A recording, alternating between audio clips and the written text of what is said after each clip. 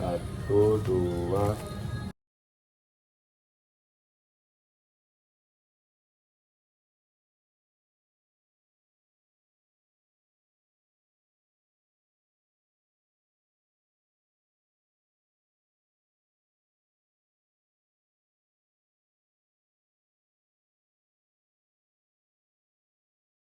Sampah adalah sisa-sisa bahan yang telah mengalami pengolahan, baik karena komponen utamanya telah diambil atau diolah, dan juga sampah adalah benda yang sudah tidak berguna lagi, tidak mempunyai nilai ekonomis, dan tidak mempunyai nilai ekologis. Dari situ sampah dapat mencemari atau mengganggu lingkungan.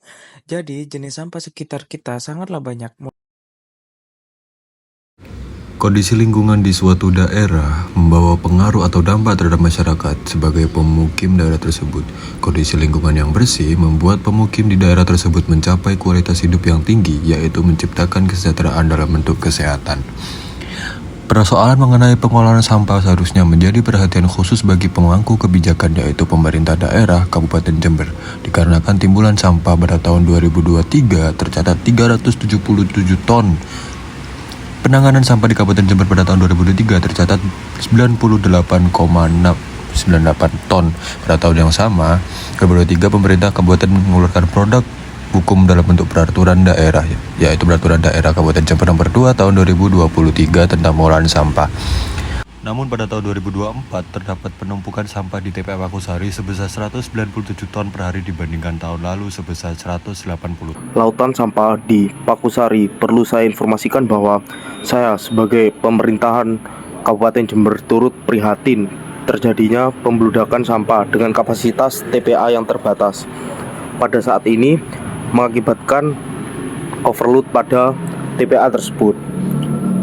Saya menjelaskan bahwasanya Undang-Undang Nomor 32 Tahun 2009 tentang Perlindungan dan Pengelolaan Lingkungan Hidup yang menekankan pentingnya pembangunan berkelanjutan dalam setiap aspek kehidupan termasuk pengelolaan sampah.